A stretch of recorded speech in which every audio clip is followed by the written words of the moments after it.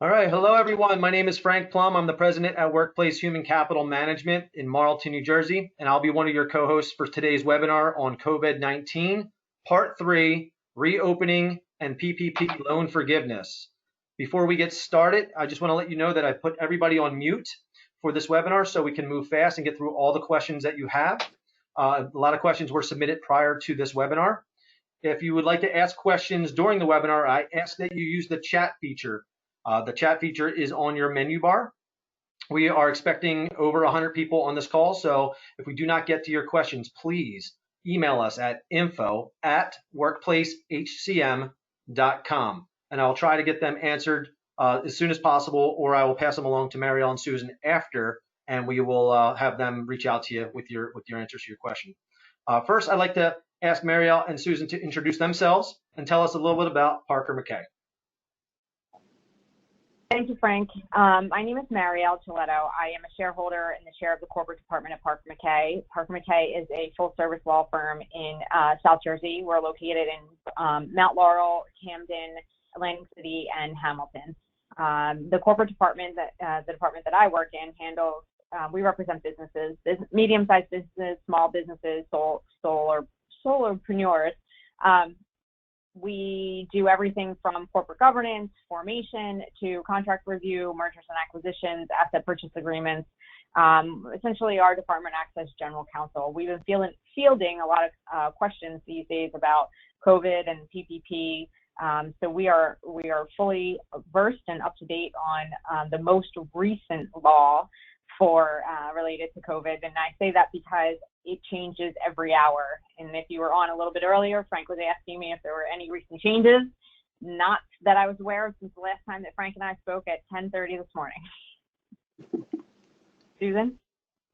Hi, everyone. I'm Susan Hodges. I am the chair of the Labor and Employment Department at Parker McCay.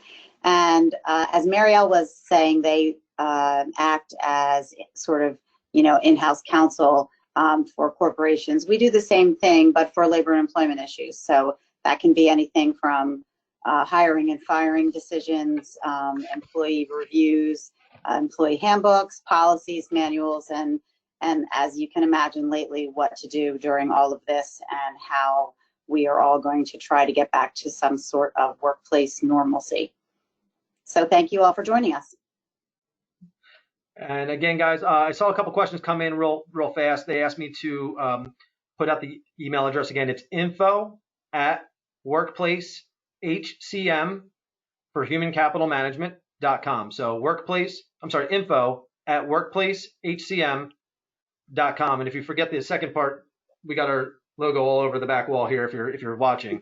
So again, I am Frank Plum. I am from Workplace Human Capital Management. We are a payroll and human resource management firm. We're located in Marlton, New Jersey, and we specialize in selling and supporting human capital management technology that helps businesses with their hiring, their electronic onboarding, their document storage for HR documents and employee files, their GPS mobile timekeeping, their performance management, obviously payroll and HR. Part of our mission here at Workplace is to give back to our community, and we have been offering free guidance on the FFCRA, the CARES Act, the work from home and return to work policies, and this is just part of our give back here is putting together webinars like this with Parker McCay. So again, why we're doing this is our goal is to answer your questions, the most commonly asked questions around COVID-19 in the workplace. I know that my company has fielded thousands of calls in the last few months just on the CARES Act alone, just on the PPP loan, and now the forgiveness. So Mariel, Susan, and I thought that with businesses getting back to work, starting to reopen, and the forgiveness application coming out a few weeks back and the changes that have been going on, this was a really good time to re-engage with everybody, do part 3 of our webinar. So our format for today will be as follows. Mariel and Susan are going to present where you have a PowerPoint presentation that they'll go through.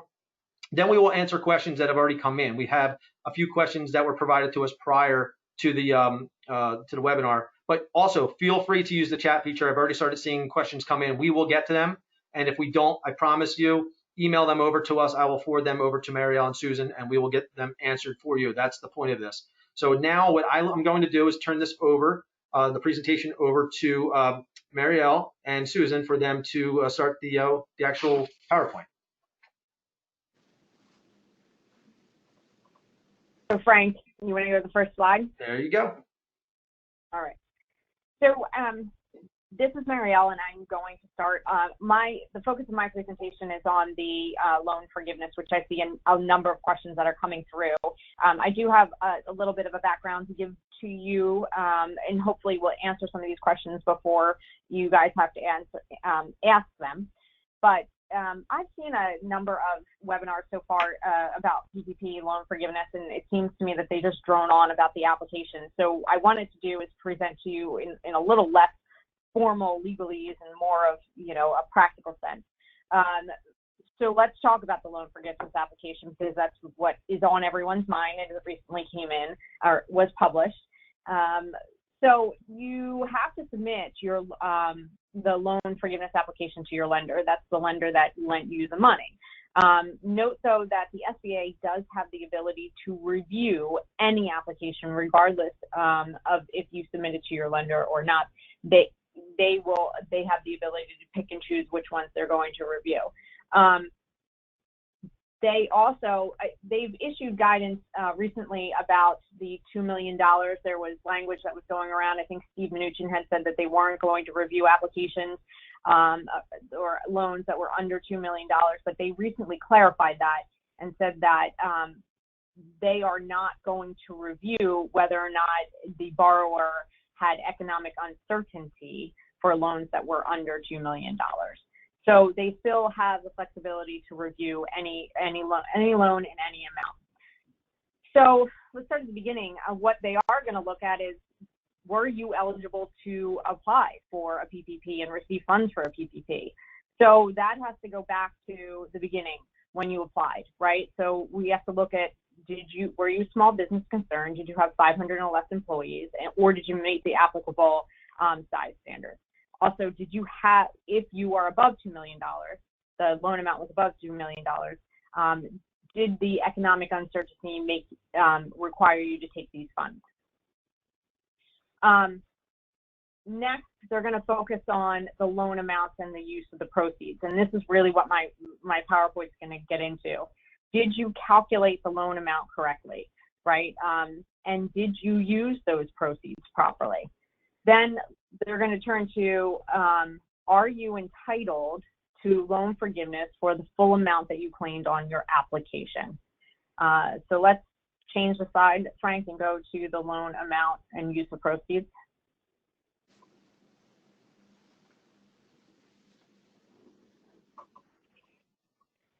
So first and foremost, let's talk about eligible payroll costs.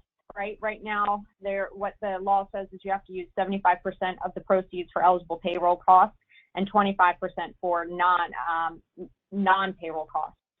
There are bills that are being proposed that are supposed to trying to shift that allocation from 75 to 25 because they realize that certain of the businesses that did have an economic need for the money have not been able to use the full value of the loan for 75% of eligible payroll costs. But let's get into what eligible payroll costs would be. They are payroll costs that were paid or incurred during the 8 consecutive week period. I've had some people that have said to me, well, I didn't take the money because I wasn't going to open. Well, the SBA has clarified that for employees that were not performing work, but were still on payroll, that payroll costs were incurred based on the schedule that employee had before the COVID pandemic, before you shut down your business. Typically, that is each day the employee would have performed the work. Payroll costs are considered paid, so like they're either paid or incurred. They're considered paid on the day the paychecks were distributed, or that you originate the ACH credit transaction. They're deemed incurred on the day that the employee's pay was earned. Payroll costs incurred are eligible if they are paid during the next regular pay cycle. Payroll costs include salaries, wages, tips, commissions paid to employees and furloughed employees, so long as you don't hit that max of $100,000 a year, which is prorated to $15,385,000 for that 8-week period. You cannot include pay covered by the Families First Coronavirus Response Act to the extent that you had any of those wages paid. Hazard pay and bonuses are included, but again, remember, you can't pay the employee in excess of $15,385 for that 8-week period. Non-cash compensation can be included. Employer contributions for health insurance, including employer contributions for a self-insured, employer-sponsored group health plan, excluding though pre-tax and after-tax contributions by employers. The same goes for employer contributions to employee retirement plans. Also, amounts paid by the borrower for employer, state, and local taxes. So let's talk about what the covered period is, right? So the covered period is the 8-week period beginning on the disbursement date. So the date that you actually, you gotta go back. I'm not there yet, Frank. I'm not there. Okay, I'm making sure I'm like. That's all right. I'm on covered period and alternative covered period. So I'll just listen for you. I apologize. That's all right. The SBA is allowing for some flexibility with respect to a covered period because they realize that, you know, some people's payroll cycles don't coincide with the date that they received the funds. So they're saying you can choose. You can choose a covered period. You can choose the alternative. The covered period starts in the 8 weeks. Starts on the day that you receive the funds. The alternative covered period begins on the day of the first pay following the disbursement of the funds. You can apply covered period and alternative covered period when the application says either or, but if the application says for certain things that you have to apply the covered period, you have to apply that 8 weeks beginning on the first day. So let's talk about what the average full-time equivalency means for employees, right? So that's a hot topic because a lot of people had employees, but then some left, some won't return to work. So the SBA clarified that you calculate the number of FTEs based on the number of hours paid per week divided by 40, rounded to the nearest tenth. But your max is capped at 1. You also can choose 0.5 for employees that worked less than 40 hours a week. So there's some FTE reduction exceptions, right? But the borrower has to show you made a good faith written offer to rehire the employee at the same salary and wage at the same number of hours during the covered period or the alternative covered period, that the employee rejected that offer, and that information needs to be documented. And we'll get to that next slide, Frank, because you showed that we're going to talk about that. You also have to inform the state that of the unemployment insurance. You have to. Let me step back. You have to inform the state's unemployment insurance office.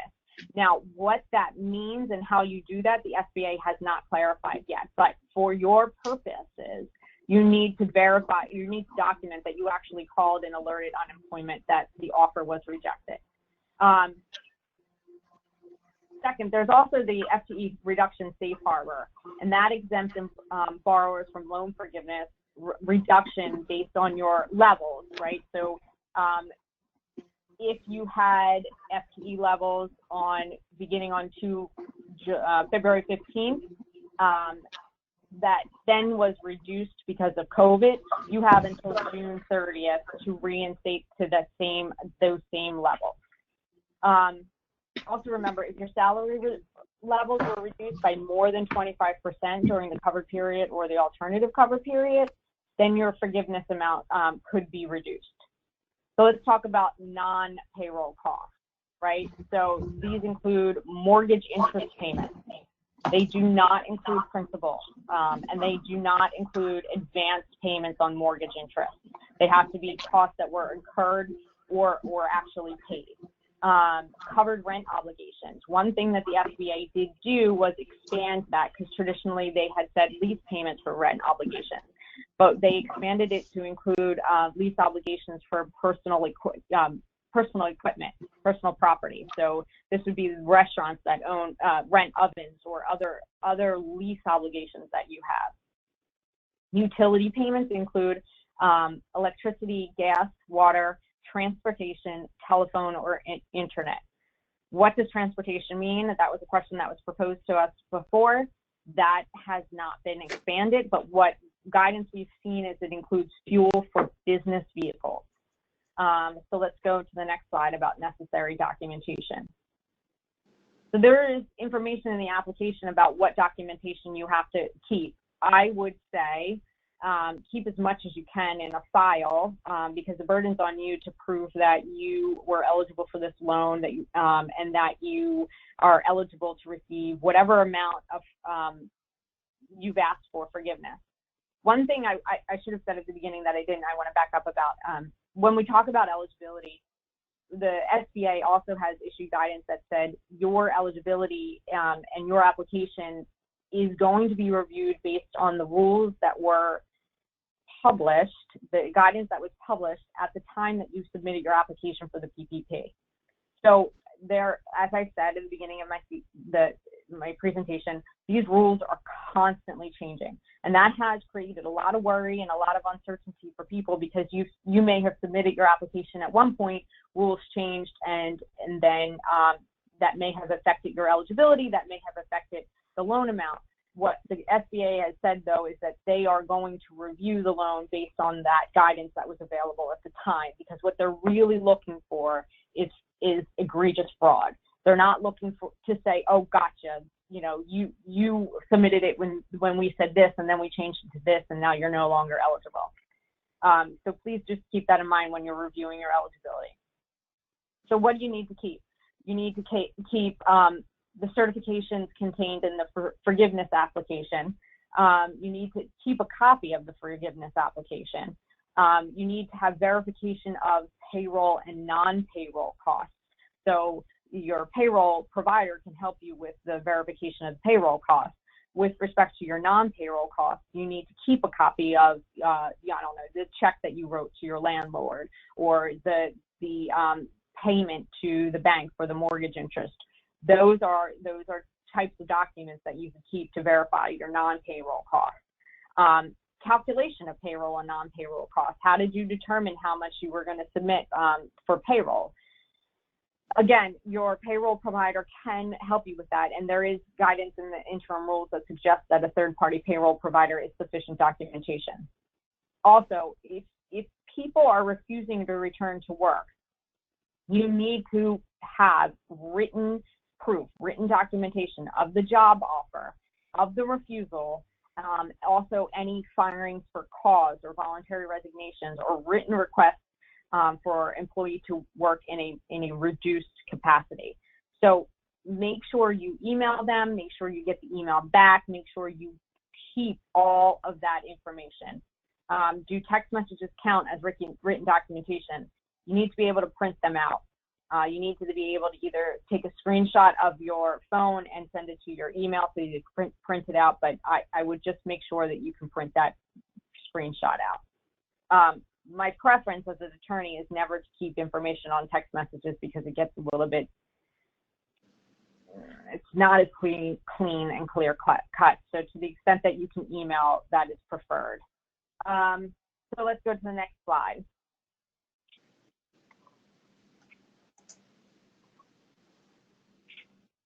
So again, like I said in the beginning, loan with respect to loan forgiveness, the SBA can review any forgiveness application regardless of size. They're looking for egregious fraud. They're looking to make sure that you're following the letter of the law. Again, $2 million only applies to that threshold for determining economic necessity. Another big thing, and I know a lot of small businesses get into this, they always lose their records, or they say, I don't need to keep it. You need to keep the records that you submit in connection with this application for 6 years after the loan is forgiven. That's a long time, so make sure that they're either scanned into your computer somewhere or stored away into a file cabinet somewhere. let's talk about timing also. The SBA could take up to, their review could take up to 5 months and even longer to review your application. And remember that interest begins on day 1 of the disbursement of the loan. But if the loan is forgiven, then that interest is also forgiven. But just just to keep things in perspective, 5 months is a little bit of time, because one, they have 60 days from the date that you submit a complete application. The lender does to review your application. Note what I said about a complete application. If you submit an application and it doesn't have all the certifications, it doesn't have all the required documentation, they don't have to start reviewing that application. So it's a good idea to start getting that information together now so that you can submit a full, complete application to the SBA, that there's no delay, the lender, so that there's no back and forth, hey, we need this to make your application complete. After the lender reviews, they have a couple options. They can approve it in part, they can approve it in whole, they can deny it, or they can deny it without prejudice due to a pending SBA review. The SBA grabbed your application and they're looking at it, and the lender will tell you.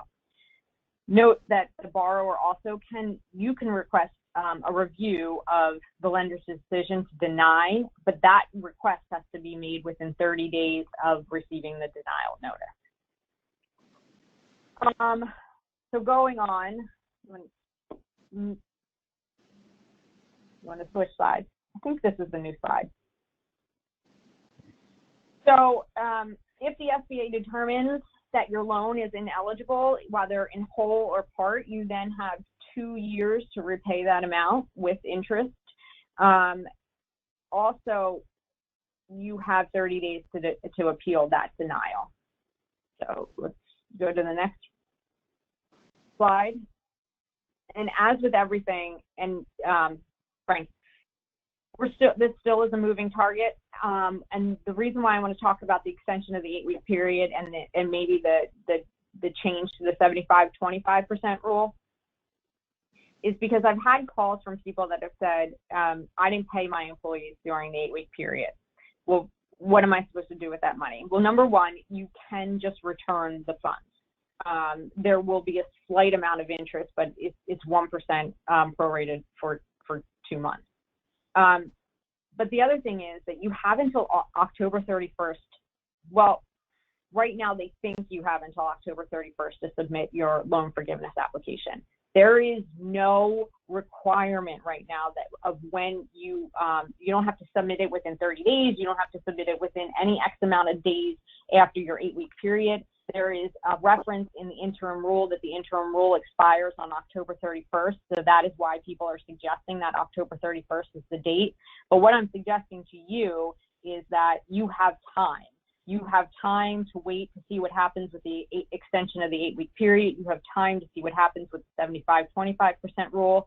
You have time to gather your documentation. Oftentimes we always think we have to rush. People thought you had to rush through the PPP to submit your application, when in fact there's still $100 billion left of funding that can be allocated through the PPP. So as there is no date right now to submit this loan forgiveness application, my suggestion to you is just to hold tight a little bit. I also know from talking to Frank that lenders aren't even accepting applications yet, that they're trying to work through the issues that they have on their side about reviewing the application. So take this time right now to gather your documents, gather your information, and then maybe review with your accountant, review with your attorney before you submit that loan forgiveness application.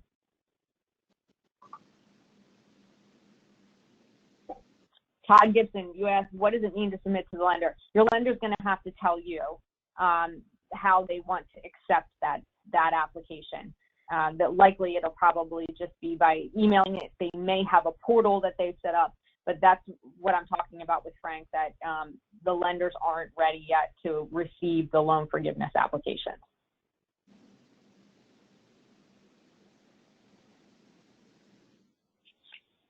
That's it. All right, so Let me. Listen. What do you want to throw a little curveball here? Because I got. Oh my goodness. 1, 2, 3, 4, 5, 6, 7, 8. I got about 10 questions during your part of the presentation that I've been writing down. I filled up an entire sheet of paper over here, as you can see. If you can, and then I started on another sheet of paper, and I'm writing in shorthand. So, do you want to take a few that I thought that were really good, and then start Susan's? That way, we're not, waiting, for a little bit to get to the questions, or do you want to just wait till the end? Why don't you just give me one or two? I don't want to. Okay, exactly. I was thinking one or two. All right. So one that I thought, I'm highlighting the ones that I thought that I've never actually come across. So this is one of our clients. They're a builder. Does it include utilities for building sites? Because they have job sites. So if they're paying electricity and things out on a job site, would the I guess the utility portion cover that? Do you see where I'm going? Are they going to get, well, I think it hinges on whether or not you're going to get refunded for that, right? Is that a pass-through cost ultimately on your customer, on your client? If so, if you get paid through the amount that person is paying you, then no, you can't include it. It's cost incurred by you. So if the intent is to repay you for those costs, then no, you should not submit that. Okay. Another good one that I saw is if we paid health benefits to furloughed employees, do they count as FTE? I'm sorry, can you repeat that, Frank? So if you furlough an employee, right, but you're remaining to pay their health benefits, would they count in the head count for FTE? Yes. Okay. Yeah, they would. Okay. I'll go one more, and then there's a ton, but I'll go one more. This one's basic. I think we discussed this in the last one, but we'll come back to that one. Can you pay a furlough employee back pay? It's incurred or paid. That one's a tough one. That one's a tough one only because I need to fully understand more of the circumstances. So if that person has more details, why don't they just email me directly? Okay. Because that one is very fact specific. All right, and this is one I have to know this one. So this is my last one, I promise, Susan. A work week is less than 40 hours. So let's say that workplace, we're not a 40-hour work week, we're a 35-hour work week. How does FTE work with that? 35-hour work week. That one, I actually don't know the answer to that question. So thanks, Frank. But I wanted to know. I will get back to you on that one. This is what I'm saying. Well, the guidance basically says that anybody that, PPP FTE is 40-hour work week, right? So, or 40 hours, gets a 1. Anybody less than 40 hours is a 0.5. So let's say that I have 10 employees and I'm a 35-hour work week. Would they all be 0.5 because we're less than 40? That's a great question. It is a great question. And I will try to find the answer to that one while Susan is talking. I want to know that one myself because when somebody wrote it, I was like, I started and I circled it and I'm like, oh, that's a good one. So, all right, Susan, you are up. Let's go. Okay. So thank you. So what we really want to talk about today in my portion is reopening. I did include, because we've done a few of these, I included the information about, the FFCRA, just so that you can have it and you don't have to look back for our old presentation that we did that you printed out. But all that's really the first, let's see, that goes like my first, maybe 6 slides. But I think it's important because obviously you need to remember that. And one of the things that is happening now that we are looking at is, everyone has been encouraged to work remotely if they can. And obviously many workplaces have figured out that they are able to work remotely. So you're going to have a lot of issues that I'll try to address today about opening back up when the governor says that we, can open and how we do that. And this is another one of those. It is very, very much changing every day. When we get another update from the governor, sometimes things are changed when they provide additional information. And some of this we're not really going to cover here, the specifics that the CDC is going to require, but basically what New Jersey is doing is saying, you have to follow CDC guidelines in your workplace when you reopen and how you reopen. And one of the main things that they have done is say, we still want people to work remotely. So everybody heard a lot of information that was, you know, we can basically reopen on June 15th. And, you know, if you may have heard a news report, it sounds like everybody's going back to work on June 15th. And that is not the case. It's simply, you know, we're not ready for that as a state, according to the governor. So that, you know, our workplaces just aren't going to be prepared for full, regular kind of back to the way we used to work.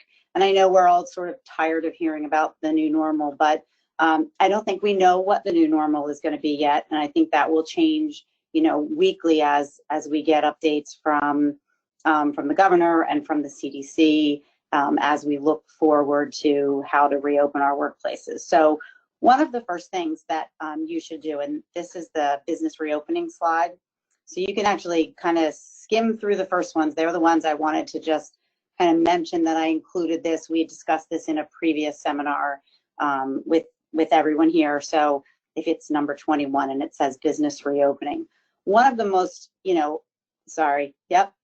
One of the, just tell me when I'm there. Really, am I there yet? You're not there yet. You're almost there. All right. I think one more. There you go. There it is. Nope, Okay. there it is. So obviously, most of you, if you've been listening to Frank and us, you know, you have a handbook and you have policies that govern your workplace. Those handbooks and policies should be reviewed, and you're going to need to have new employee trainings on those policies. Obviously, the important thing, because everyone's concern, is that there's going to be some sort of backlash with the coronavirus, and that we're going to end up where we were, you know, a month ago with everybody under a shelter, you know, and stay home order.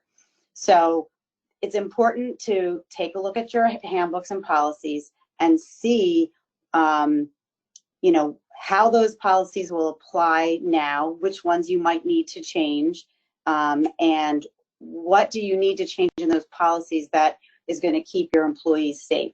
That's been very, that's a very important, if you listen to basically the governor or the CDC, on how we are going to manage this in order to have people safely back at work. So what, the next slide, please. One of the policies, obviously, is a telecommuting policy. So as I stated, it's been clear that the governor is encouraging all of our New Jersey employers to continue to allow employees to work remotely to the extent that they can. So to the extent that you can and that it is working for your business, you should continue to do that at least for the current, you know, opening on the 15th. Because that's really what everyone believes is the best way to keep people safe. And obviously, one of the things that we'll get to a little bit later is the concerns that you're going to have about keeping your employees safe and keeping you safe as an employer from lawsuits from your employees about return to work issues. So the handbooks and the policies that I think you should review are your telecommuting policy, a health screening policy. You may not have a health screening policy right now, and the leave policy and a travel policy. So if you could go to the next slide, the telecommuting policy. What things should you consider as part of your telecommuting policy? One would be that phase-in return to work that I was discussing.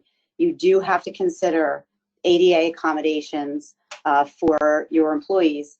None of that changed.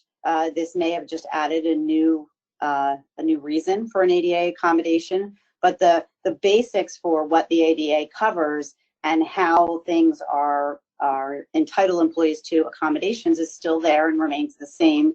You still have to do the same analysis for your employees if there is a request for an accommodation. The hours that the employee must be available.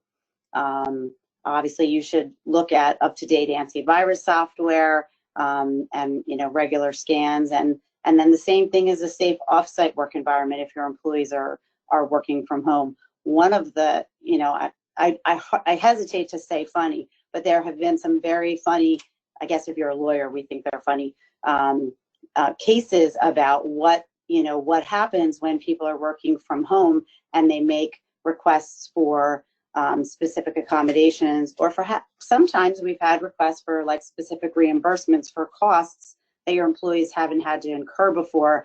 And I am not exaggerating when I say there was actually a case where someone requested reimbursement for toilet paper expenses because they didn't usually have to pay for that.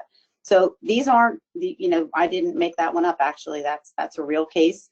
I know it got a lot of laughs, at least on the sort of lawyer LinkedIn COVID groups that I'm in. But it was a real case.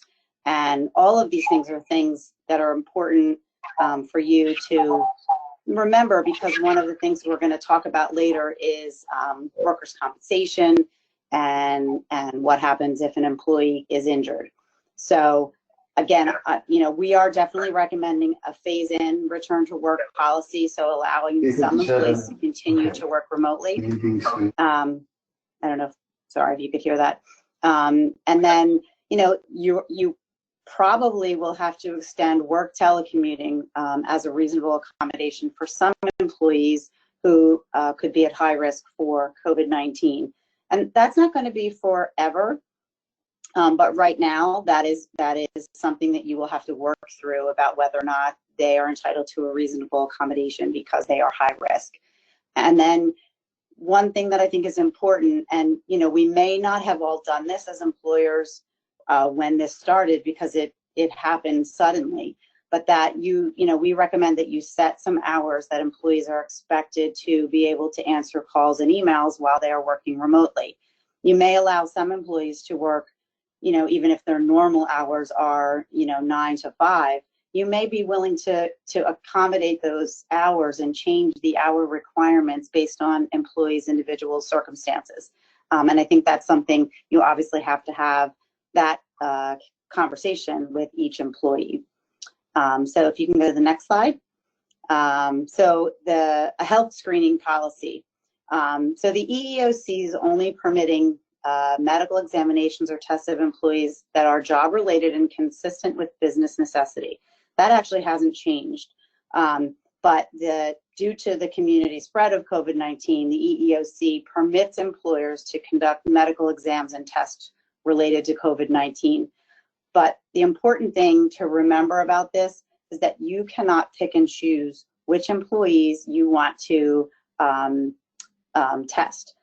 If you want to do any type of medical exam, you should be doing it like taking temperatures. You should be doing that for every employee that is coming to your office. It's not a good idea to say, I'm going to do it to Susan, but not to Mariel.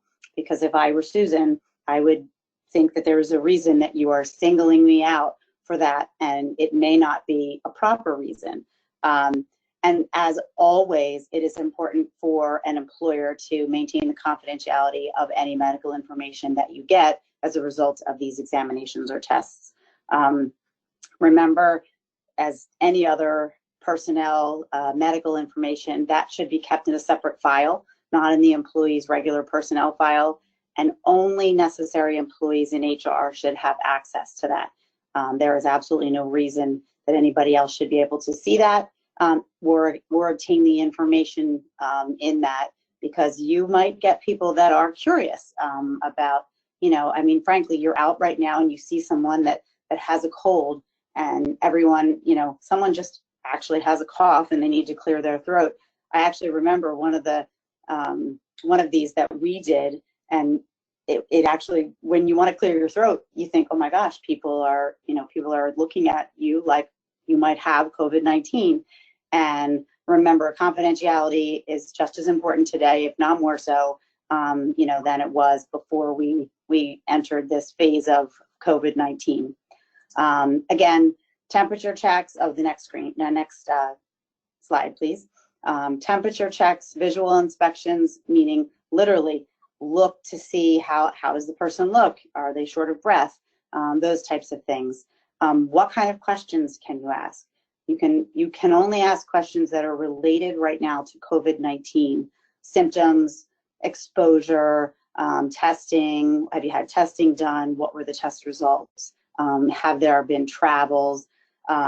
So a question that has come up a lot is, can an employee return to work after they have had a lab test? So obviously employers can require these tests right now, and that's really kind of a change in employment law, because that was not common. I mean, there obviously are some, are you physically able to work? But this is really specific to COVID-19. If you're going to have the employee be tested, you have to ensure that the test is accurate and that the test is reliable, that you must pay for it as the employer. And then you also, some employers are considering having paying themselves for employees who are willing to get an antibody test. I kind of have mixed feelings about that, because I don't believe we're at a point yet where anyone in the medical field feels that these antibody tests are quite there yet, because there are, obviously, we're at COVID-19. There's a lot of other COVID viruses out there, and whether or not the antibody tests are positive enough that it's testing for this actual virus. So if you can go to the next slide. So a containment policy. So that is, okay, we're talking about hand washing, cleaning and disinfecting, wearing masks, social distancing, limiting visitors, and self-monitoring. And this is about you as an employer maintaining a safe working environment for your employees. That's why this is sort of a new policy that we are recommending employers consider, that will help protect your employees. So this would, obviously, the policy emphasizes the importance of hand washing, availability of hand sanitizer, masks, if and when you're requiring them, how much they cost. You need to consider training for employees on actually how to properly wear the mask. I'm sure many of you have been out and have seen people with the mask and it's covering their mouth, but it's not covering their nose, or it's covering their nose, but they've moved the mask in order to speak and then haven't replaced it. So that is actually part of a containment policy that you could talk about implementing when you're allowing people to come back to work. And this should happen, by the way, before you say everybody come to work on the first day. There should be some communication between you and your employees on what you are going to require, how you are going to require it. And I think one of the things that's also important for our employers is employees want to know what you're doing to make sure your workplace is safe. So it is a good idea to let them know that your premises are being thoroughly cleaned and disinfected frequently. That will give people some hopefully peace of mind that they're coming back to a workplace that is safe. So what other social distancing measures are we recommending? And some of this is going to be really specific, because it's going to be, the CDC says it should be this, and we want to follow those guidelines. So require a 2-foot distance between employees. It's really like they've been showing a lot of things. It's like put your arms out, and it's twice that. If you go in your workplace and you see what your hallways look like, I mean, these are serious considerations about how many people can be in the elevator at one time, how many people can be in the bathroom at one time. What can you make hallways? Remember when the grocery stores initially had, for me, I went to Whole Foods one day and they had the whole thing taped off and there were lines on which way you could go. And that was the first store I went to where they really, they did it so that you could see exactly where you could stand in relation to another person. And it made it easy for you to know, when I was in there, how close you could be. I think that's pretty well accepted now, but I don't think we were expecting that would be required when we got back to work. And I won't say that it is necessarily required, but it is certainly recommended, because frankly, if you've seen any of the pictures of people at the beach in the past couple of weekends, we're not very good at self-policing. You know, the boardwalk in Ocean City, I was there on Saturday, and it looked like July 4th weekend. And there were a few people with masks. I think people had masks with them. Most people did not have masks on. They were, you know, one of the things that I think has been interesting listening to a lot of communities talk about this is, you know, now that they've increased the number of people that you can have at a social distancing get together to 15, you know, you don't know when you go to the ice cream store if this huge group that you see, they might all be cousins, they might have been social distancing and quarantining together. So it really is an interesting thing when we're talking about, you know, how this is going to be enforced kind of in society. But you as the employer, you get to make those decisions on how your work, you know, how your workplace is going to be changed, and you might have to change how people where people sit so that they are sitting further apart, especially those of us that have cubicles in our offices. If the cubicles are closer than 6 feet apart, they should be moved. We've suggesting staggering work breaks so that, you know, even the work hours can be staggered, and work breaks so that everyone is getting their full day of work in, but that the number of people there obviously would be limited. The same thing is true for monitoring, you know, the visitors. And you can, you know, this is a private workplace. You're allowed to decide, you know, kind of how you want to make that happen with somebody at the entrance.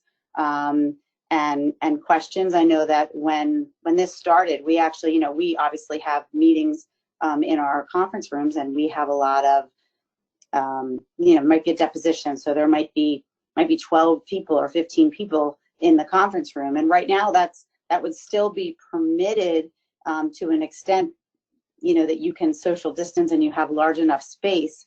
But we were requiring, you know, people to actually fill out a survey before they came into the office, so we would know where they came from, because contact tracing is now the big talk for employers about how you're going to do that. So policy-wise, if you could go to the next slide, the leave policies. The employers have their, you know, their leave policies already in their handbook or a separate leave document. The question I've gotten is whether or not they should incorporate the FFCRA into their current handbook. My opinion on that would be to make it a standalone policy, because it's not going to be around forever. Right now, it ends at the end of this year, so there's no reason to sort of put it in your handbook, because you're going to have to take it out unless it gets extended, which of course is possible. But right now, you should be looking at your New Jersey sick policy, your FLA policy, your FLI policy, and your TDI policy, because they have been amended to cover COVID-19 leave situations. You could go to the next one. Travel policy. Employers have the right to consider limiting non-essential business travel.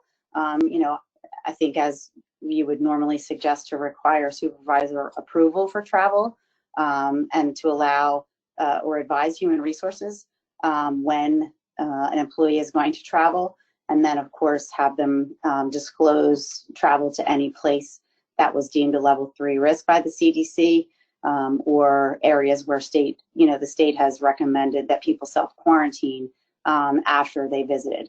And there is certainly nothing wrong with you as the employer doing that. So a couple of questions, and maybe I'll be able to answer some of the questions that people have been asking. So the next slide is, what happens if an employee refuses to wear an employer-required face mask while at work? So this is one reason why a policy is important, and that you as the employer should explain why you're requiring your employees to wear masks.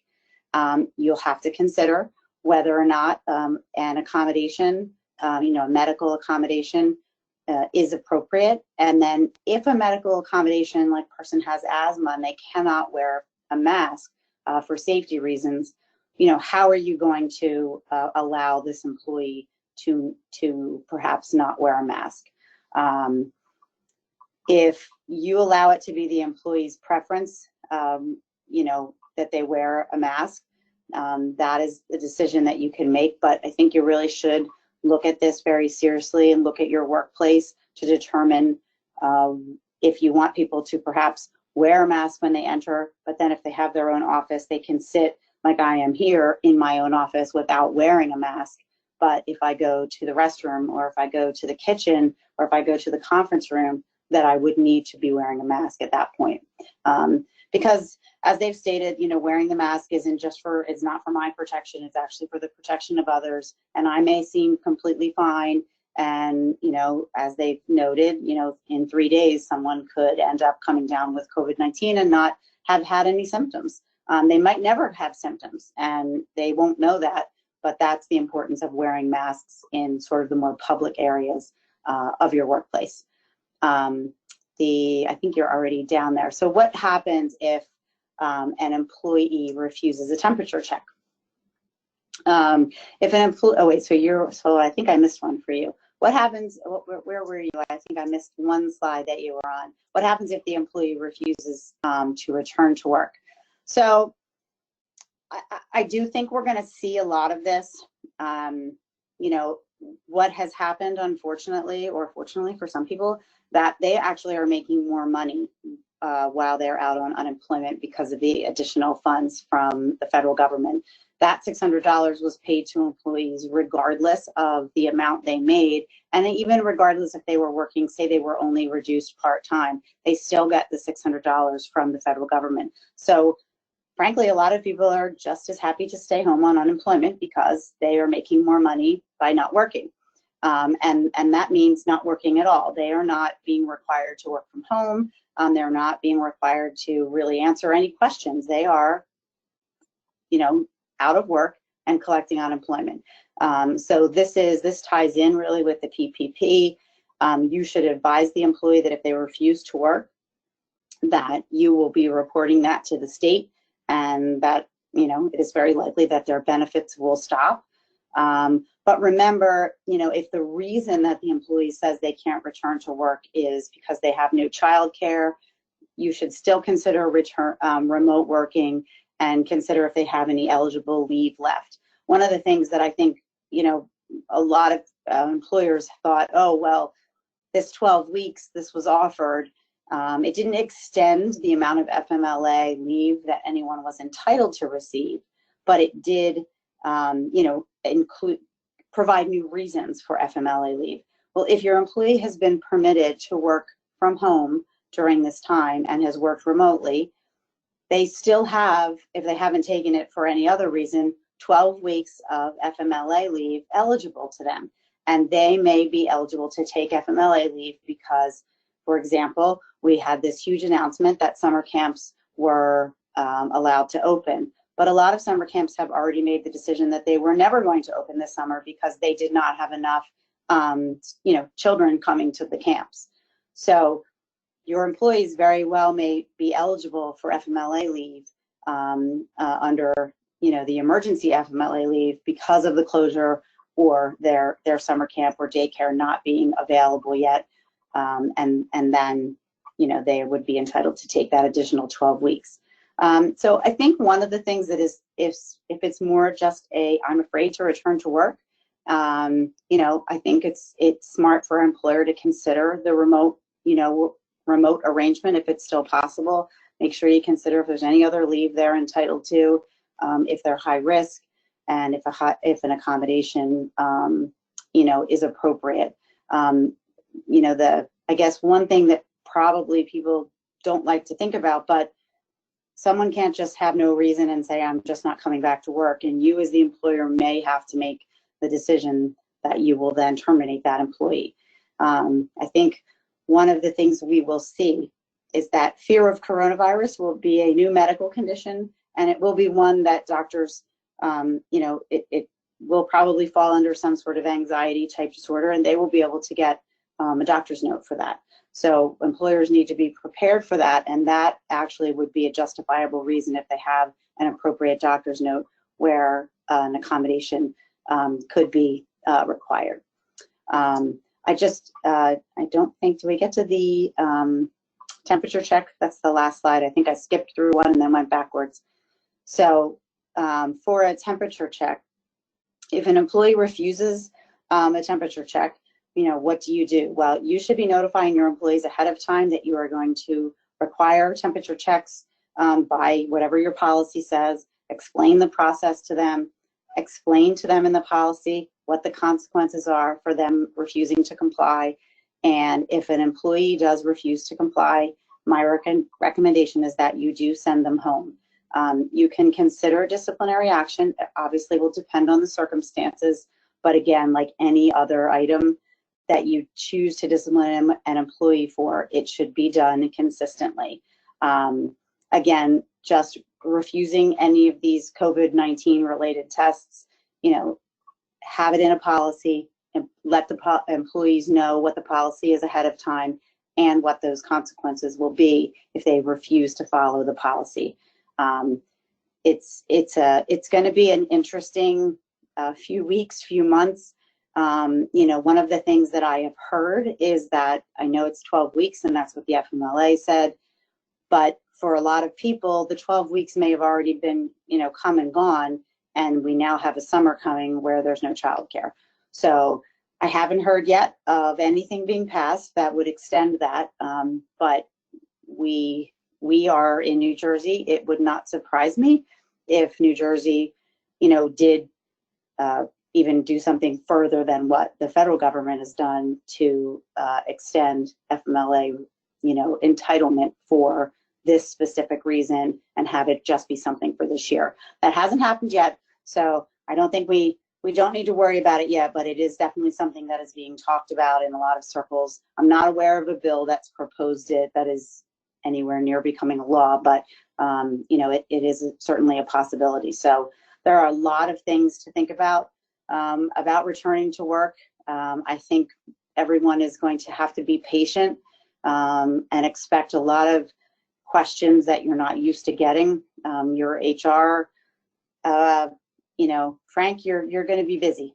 That's all I can say. I think you're going to be quite busy, but hopefully, once everyone gets back to work, I think here's the one positive, I guess I would say, is that people are ready to get back to work in many situations. Those of us like me who have been working from home, I miss seeing Mariel's face in the office. I love my husband and I love my children, but it'd be nice to see someone other than those three people and have those regular, work dialogues that kind of make work enjoyable. So good luck to everyone, and obviously here if you have any questions. Okay. Great presentation. I know a couple people had to jump off already, but they're saying great presentation. They had 3 o'clock calls, but there's questions that did come in during this that Susan, Hey, Frank. Oh, go ahead. I do have an answer to that question about the 35 hours. All right. I love it. So we already got, look, we didn't even stop and you already got the answer. So, and it did come through again.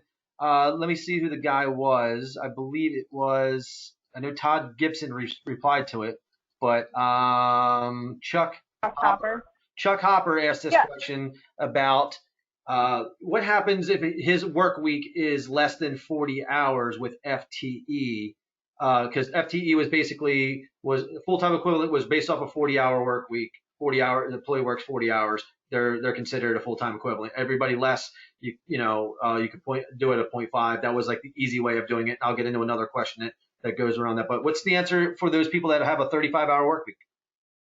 Yeah, so the answer is that you have to follow the formula, but as long as your FTE, the number using that same formula consistent was not reduced prior to February, after February 15th. So let's say your FTEs using that formula, you came out with 35 divided by 40 was 8.25. So you had 10 employees, you have 8.25 employees on February 14th. When you go to repay, is it still 8.25 using that same formula, or did you reduce it even further? So if you consistently apply the formula, even with 35 hours a week, it's not going to affect because your number of FTEs, full-time equivalent employees, is going to stay the same on February 14th as it is on the day that you go for the loan forgiveness. Okay, so they're using the formula version versus the ones and 0.5s, correct? Yeah. Okay. So no, the 1.5, you get to choose. Somebody asked a question about their employees being only working 2 hours a week. Yeah. You get to choose. You get to choose, do you use 0.5 for that employee, or do you use the 0.2 divided by the 40 hours a week? And so when you apply that, is it the same number that you started with on February 14th? Right? Yep. All right. So I think that answers two questions then. So Amy asked that question about her employee working lower hours. I think it was like, she gave an example of like 0.005 as what, can she use that? Yes, you can choose either. You have to choose one or the other. Which formula are you going to use? Are you going to use the easy way, which is giving people ones and 0.5s, or are you going to do it exactly like Mariel said, which is you can take the number divided out by the 40 hours? Is that correct? The way I basically said that? Well, for part-time, you can use 0.4 or the FTE form, 0.5 or the FTE formula. But if you have less than one, you still have to use the formula. I don't know if that makes sense, but I think it does. You can't use one if your employee is only working 25 hours a week. You can't use one. Right, you can't use one. Okay. Yeah. All right, great. All right, so Susan, I had a couple come in that I'll just ask you. I think there's still questions are still coming in, I believe. MBA says, thank you. Very informative presentation. So we're doing, I'm sorry, that was Michael. Eric, everybody's saying thank you. Good job, good job, good job. That's it, good job. All right, one of the ones that I saw was employee that won't return to work that gets travel expense or auto expense allowance, right? Can you eliminate that allowance? Maybe that, I don't know if that's a Mariel or a Susan question. So basically, Right. employees working, they're maybe perfect example. They're a commission employee or a sales employee they're paid a travel expense or an auto expense allowance. Now they're teleworking. Can an employer remove that allowance? Well, it probably is a very different question under the loan issue, but if you have it depends on what your contract says. So if you have an employment agreement with someone and it specifies that they only get it because they are traveling, you could then not pay them that, but it will really be very fact specific on what their employment agreement says. And because oftentimes, that is actually their payment for their car, or they just get a certain amount of money to pay for the car, and it doesn't really specify in the agreement that it is only to be used for work. So I would just be very careful on what the actual agreement with that employee says. Okay. Another one was, if you have an employee who is infected with COVID-19, how do you notify the rest of your staff that they may have been exposed? So obviously the specifics for the person should remain confidential. But if you have, that's where we're going to have to look at the contact tracing. We are expecting some very specific guidance on what you should do about informing individuals. But as of now, the guidance is that yes, you could inform individuals that they may have been in contact with someone who has COVID-19 and that they should be tested and they might have to quarantine. So it is permissible to share that information, but I guess my recommendation wouldn't be that you kind of send out a firm company-wide email that says, okay, somebody here has COVID-19. There will be a communication with individual employees, and obviously you may even need to send some employees home because you find out that they have been exposed and you don't know whether or not they might be infected as well. So we got asked, I think the three of us got asked for, do we have any sample policies for reopening? And maybe any other sample policies that we have as well in regards to this stuff. I'll throw it out to you guys first, and then I'll answer what I have, and then we can go from there. Yeah, we are kind of working up for all the policies that I mentioned. We are working on them. A lot of for a lot of companies, you know, the leave policies, we're looking at their current leave policy and seeing how we want to address it, how we want to add it. But for the others, yes, I mean, we do have sample policies for those types of things. Okay, great. And I think it depends also on the industry that you're in, right? So, you know, there's a different policy for daycares than there is for restaurants than there is for law firms.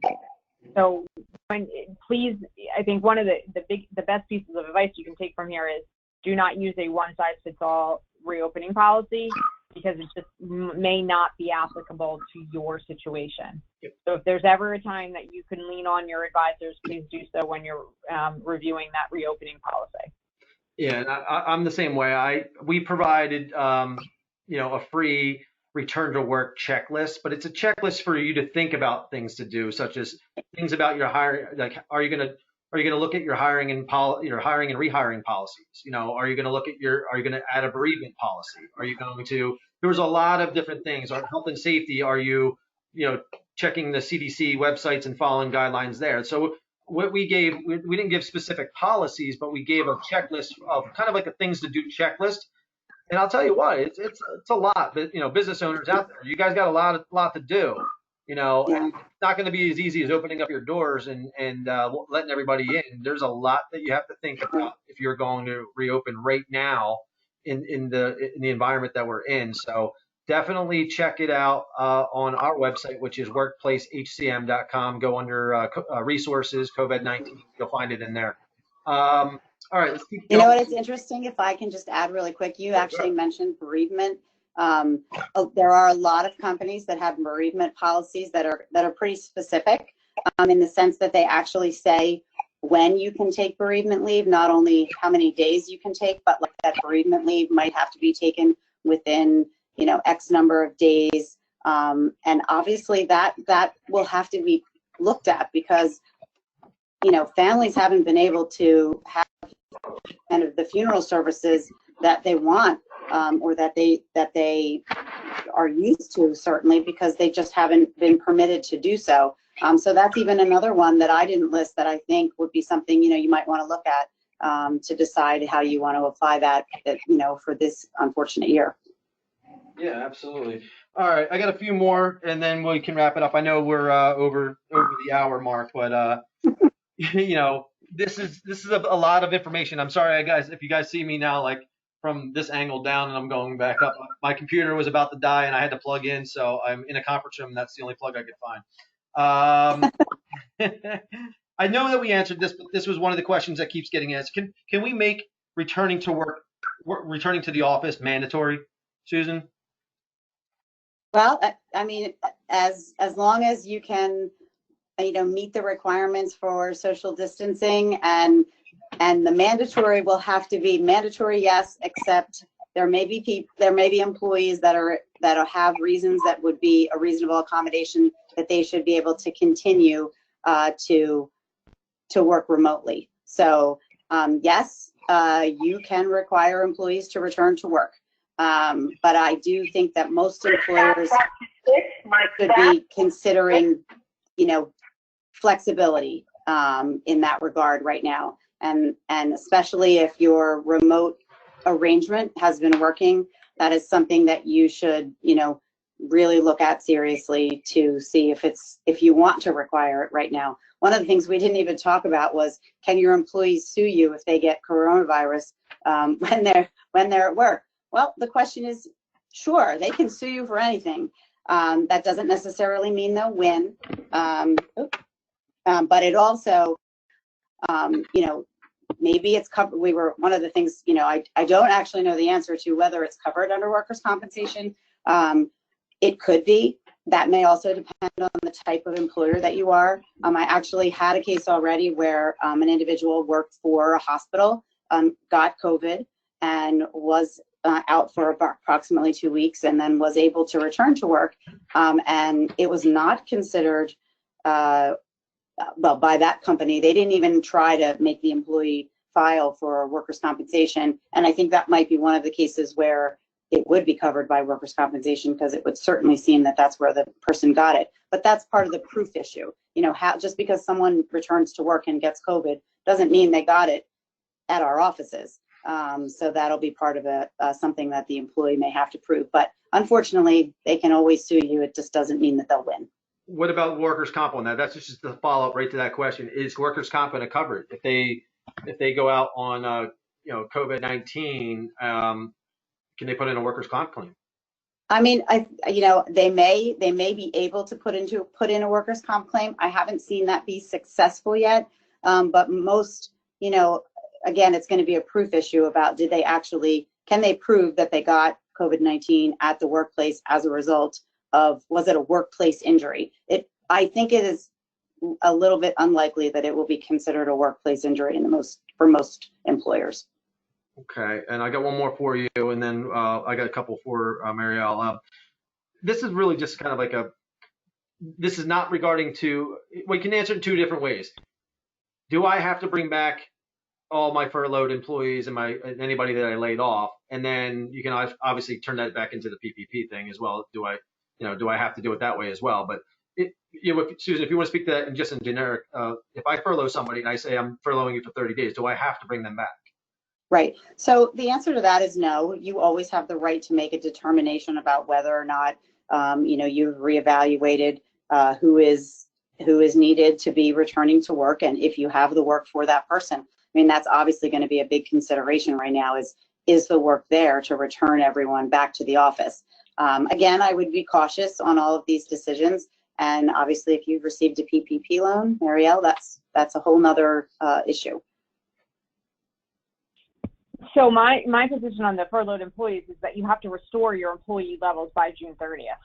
Well, that's as of right now, unless they extend the 8-week period to 16, right? So you have to restore them. And the other thing is that's only to be eligible for the forgiveness. If you pay those employees, you cannot bring them back with the proceeds of the loan. You pay them with the proceeds of the loan. You could always just repay that amount to your lender at the 1% interest rate. It's staying on the FTE here. I get a lot of questions all the time. This came in earlier for me. I was actually driving to grab lunch, and I get a phone call today, and the guy goes, "Talk to me about FTE. I'm having problems getting people back to work. Can I hire my family members? A spouse, a child, a cousin? And Mariel, is there anything that is in the law now that prevents that person from doing that?" There's nothing in the law that says you can't hire your cousin. I haven't seen that one yet. What about spouse? Because in the essence of the law, they don't want owners taking more than equivalent to $100,000 or what they made in 2019. The equivalent to that. That's established in that. But let's just say that it's a dental office, and they can't get their office manager back because the office manager, like Susan said, is afraid to come back, and fear right now is not technically a reason at the moment, but it could be. But so there are lots to think about here, But right now, I need somebody to just answer those phones and help me get my calendar going so I can get back to work. Can I bring in my spouse? Can I bring in a child, or of age, of course? And no. You can have my children. They need jobs. So what's the answer to that question? Is it? The answer, I know what you're getting at. Yeah. I know what you're getting at, and the issue is, look, you need help to run your business. Everybody needs to get their business up and running. You guys need to make sure that you're as productive as you can be, and you also want to move forward in the spirit of the Paycheck Protection Program. That being said, I don't know if you have an nepotism policy. There could be other policies that are at play in your workforce, but you can hire back. There is no prohibition on who you replace that employee with. But you can't go counting your wife 3,000 times. You can only say I have one employee. So there's no specific prohibition on the persons that you may be able to hire to replace the employee that cannot return or refuses to return. Good. I kind of, this is how I felt that I answered it. When I was talking, because I kind of knew where you were going with that, but I just wanted to ask it just to make sure I was definitely correct. But I asked it, is your wife, or is your child on your LLC agreement? Like, are they an owner, or are they Are they, part of the company in any way that would make them have ownership? And if the answer is yes to that, then you're probably in a situation where, why weren't they being paid before, all that other stuff? Because like some people, some people's spouses or children are silent investors, and I get that, but that might have been one of the scenarios where, but it's still, like you said, I haven't heard anything that said no yet. So, thank you for clearing that up. All right, I had a couple more, and then we will wrap it up and then answer what I'll do, guys. If you're out there still, I know we're down to about 88. We're up to at least 125, 126 at one point in time. We're wrapping up, I promise. But there are some really good questions that we have here that have come in that we haven't got to. And I'm talking, there's probably another 15 or more that you guys sent out. We're going to gather all these up like we've done before. We're going to send it over to Mariel and Susan. They're going to answer the questions that they can confidently answer. We're going to put it, into a PDF or whatnot, send it out in the email. We have everybody's email address and registration. You'll get all the answers to these questions, hopefully within the next day or so. But this one's about insurance, and I think, and I know none of us are in the insurance business, but again, maybe you guys know something that I don't. My insurance broker is telling me that I cannot file business interruption claim because of the pandemic. Is that true? So that's not true. You can file a claim. It's not going to get approved. You're not going to get the money for it. I know people that have filed claims. They've been denied. Their brokers have told them to keep following up on it. I know people in the insurance industry also who have given that same advice. Have a record of the denial. The reason it's going to get denied is because a business interruption insurance requires a property damage, and the virus hasn't demonstrated, no one has any damage from property damage to equipment or the building itself because of the virus. But, submit a claim, have them deny it, submit an appeal, keep records of that. If there ever is an event, like in Louisiana, I think they had filed a class action to try to enforce the business interruption claims for restaurants. If there's ever an insurance defense fund that is created, you are going to have a file ready. And if you have the time to start fighting with your insurance company, try it. All right. So we got one coming up with a utility expense. They're still answering questions. I love it, guys. Go-to meetings, Zoom considered. Our go-to meetings, meeting one and Zoom considered phone utility expense since they replace in-person meetings. That's a great question. I love it. Way to think outside the box, Nancy. Nancy, look, if your lender's going to approve it, did you use the funds to pay the expense? Did you document the expense? Is the lender going to approve or deny it? At the end of the day, if you try to submit it, the lender says no. What was it, $200? Yeah. You have to repay on 1% of that. I think you can make a good faith argument that you consider it a utility, but I wouldn't bank on getting that money forgiven. I agree. I think they've kind of spelled it out. And staying on expenses, the big one, I'm going to ask it, and I probably know your answer, but I'm going to ask it because it's been asked, and it was asked even on this. What is transportation in the PPP loan forgiveness application? It all of a sudden popped up. Right. Transportation. Yeah, they haven't really defined it. The only thing they said is it's fuel for commercial vehicles. Okay. Yeah, I've been getting questions. Are they going to be if I lease my commercial vehicles or lease my commercial fleet, or if I finance my commercial fleet, will any of the interest, have you heard anything about that or the lease being forgiven? No, and that's why I'm suggesting that don't rush to submit the forgiveness application. With time, you see that there additional guidance is provided, and then they might have additional clarification because people have the same questions you are. They're submitting it to the SBA, and the SBA is going to try to be as helpful as they can. All right. Well, listen, I think we have taken everybody. Oh, is workers' comp a payroll cost? Last one, I promise. That's Beth. Beth, you've asked a lot of questions, and I think we've got them to you. So not that I've seen. Okay. I have not seen that be included as eligible payroll costs. Beth, thank you so much for participating in this. By the way, you actually asked a few questions on here that I started. I'll make sure that we answer all your questions.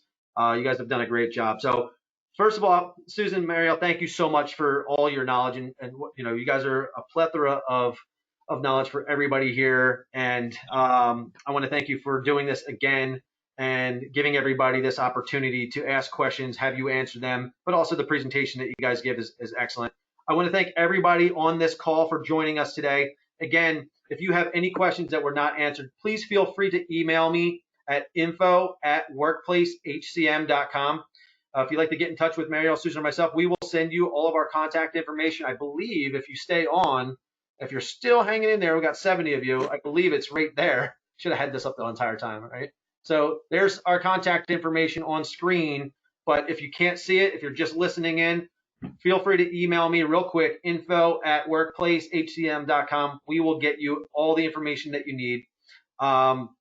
We hope this webinar was useful, that you learned something, and we will continue to keep updating you as content keeps coming out in the future. Thank you, everyone, again, for joining us. Stay healthy, stay safe. We'll see you next time. Thank you. Thank you. Have a great day, guys.